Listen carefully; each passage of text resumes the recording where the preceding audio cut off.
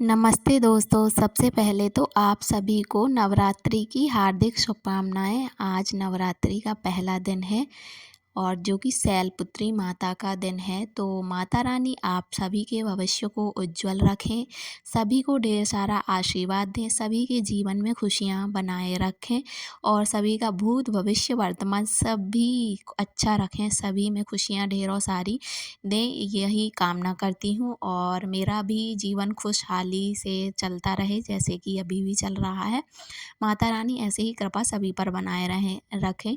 आज का दिन नवरात्रि का पहला दिन है और नवरात्रि बहुत ही शुभ मानी जाती है, तो नवरात्रि से ही कुछ नई शुरुआत करने की सोची है और कुछ संकल्प लिया है, जो देखते हैं पूरा हो पाता है कि नहीं।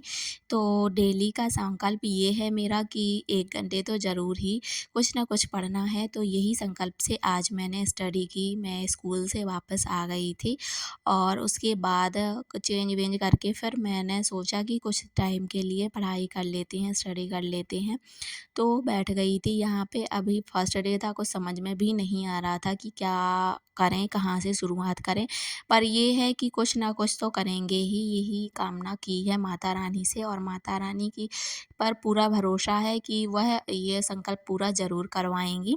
तो यहाँ पर इसी कामना से मैं बैठ गई थी स्टडी करने के लिए। अभी इस टाइम पे कोई नहीं था घर पे, मम्मी मंदिर गई हुई थीं और हस्बैंड थे जो कि हॉस्पिटल गए हुए थे, भैया भी कहीं बाहर ही थे और पापा भी बाहर बैठे थे, तो मैं अकेली थी। इस टाइम पे मैं थोड़ा-सा रेस्ट कर लेती हूँ आधे घंटे के करीब, तो मैंने सोचा आज रेस्ट नहीं करते हैं और सीधा स्टडी करने लग जाते हैं। हेयर वॉश मैं सुबह से नहीं कर पाती हूँ क्योंकि मुझे टाइम नहीं मिलता, या हेयर वॉश कर लो तो हेयर ड्राई नहीं हो पाते हैं, तो मैं शाम को ही करती हूँ लगभग टाइम पर। तो मैंने किया, उसके बाद फिर मैं यहाँ पे स्टडी करने के लिए बैठ गई थी। तो देखते हैं कि कितनी कर पाते हैं और ये मेरा जो संकल्प है वो कब तक चल पाता है।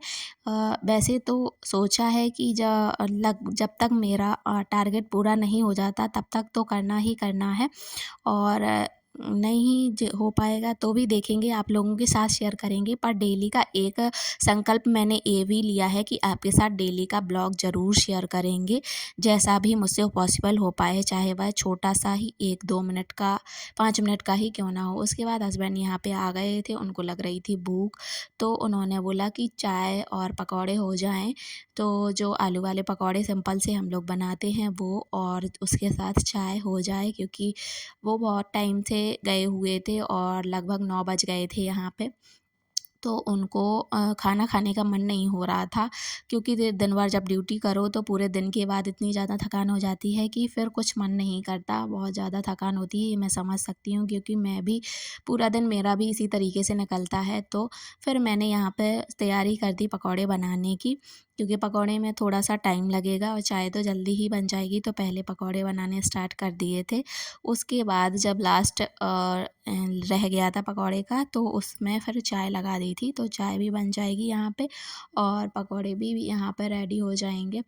तो यहाँ पे देखिए आप मैं किस तरीके से बनाती हूँ और थोड़ा-सा इग्नोर करिएगा, क्योंकि मैं तो ऐसे ही बनाती हूँ, सबको पसंद भी आते हैं, जो भी आपको कमी लगे तो बता देना। ये देखिए पकौड़े बन के रेडी हो गए हैं, बहुत ही टेस्टी थे।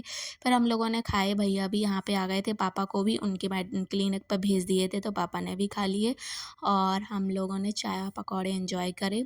सभी को अच्छे लगे, सभी ने खाए और उसके बाद छोटा-सा मैंने क्लिप शूट कर लिया ताकि आप लोगों के साथ शेयर कर लें। फिर उसके बाद हम लोगों ने जब खाना-पीना हो गया था, अब हम लोगों ने तो खाना खाया नहीं था, बाकी मम्मी और पापा जी लोगों ने जिनने भी जितना खाया, तो वो सब फ्री होने के बाद फिर आ गए थे रूम में।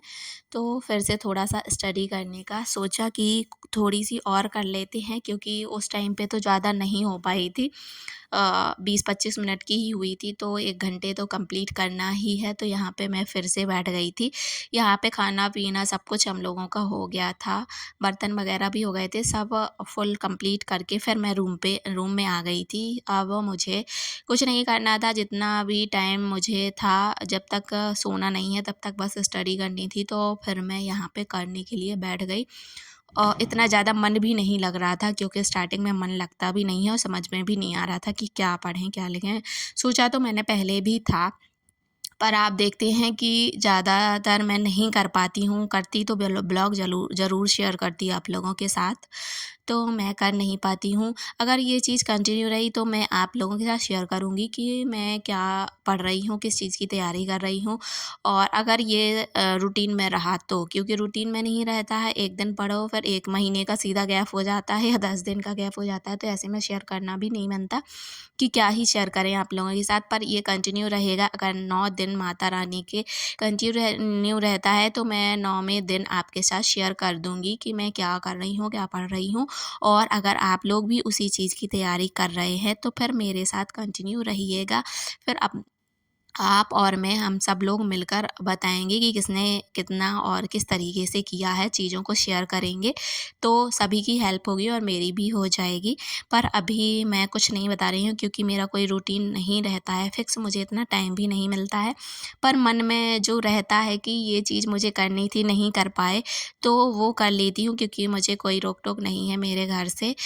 मुझे काम और जॉब के बाद जो टाइम मिलता है उसमें मैं कुछ भी कर सकती हूँ, तो मैं करती हूँ अपने अकॉर्डिंग।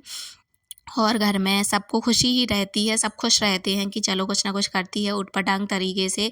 किसी की बातों में तो नहीं रहते कि चलो बैठ के बिन मतलब की कोई भी बात करती रहूँ, तो मैं अपने काम में लगी रहती हूँ और सब मेरे से इस बात पे खुश रहते हैं कि चलो मुझे किसी से इतना ज़्यादा लेना-देना नहीं रहता है, किसी की बातों से या किसी की बुराई-भलाई से। मैं सिर्फ़ अपना काम करती हूँ, उसके बाद मुझे जितना समय मिलता है तो मैं अपने घर परिवार में ही एन्जॉय करती हूँ।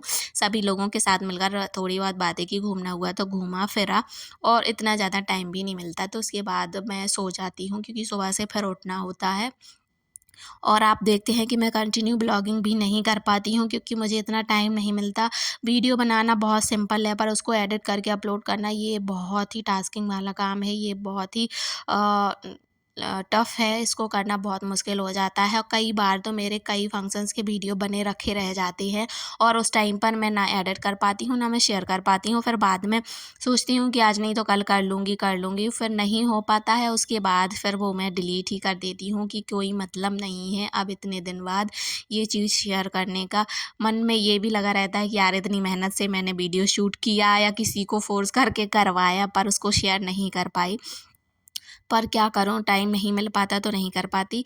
अब मैंने 2 लक्ष्य बनाए हुए हैं अपने, तो 2 चैलेंज लिए हुए हैं। एक 1 घंटे स्टडी का डेली और दूसरा डेली ब्लॉगिंग का, चाहे वो 5 मिनट की ही क्यों ना हो, करने का। अब देखते हैं नवरात्रि में अगर ये चीज़ें मेरी 9 दिन चलेंगी तो मैं मान लूँगी कि अब ये मेरी लाइफ़ में चलती रहेंगी, इसमें कोई भी रुकावट नहीं आएगी या कोई भी बाधा नहीं आएगी।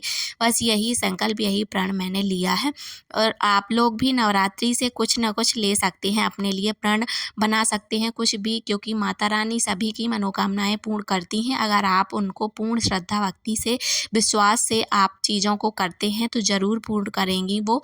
तो आप भी आज के ही दिन, ये अगर आज ही आपको ये वीडियो मिल जाएगी तो आप आज के दिन ही यहाँ पे ये अपने लिए कुछ न कुछ संकल्प लीजिए और उसको 9 दिन कंटिन्यू रखिए। अगर 9 दिन आपका रहता है तो मेरी तरह, जैसे मैंने माना है कि अगर 9 दिन रहता है तो 9 दिन के बाद वो आपको ये मान लेना कि अपनी लाइफ में ये चीज़ रहेगी ही रहेगी, आप ये चीज़ कर पाएँगे अगर आप 9 दिन कर लेते हैं तो। तो कैसा लगा आज का ये छोटा-सा ब्लॉग ज़रूर बताइएगा। ये वैसे मेनली तो स्टडी ब्लॉग ही है, तो आप लोगों को अच्छा लगा हो तो लाइक ज़रूर कर दीजिएगा और चैनल पर नए आए हैं तो चैनल को सब्सक्राइब किए बिना बिल्कुल भी मत जाइएगा। सभी को फिर से नवरात्रि की ढेर सारी शुभकामनाएँ।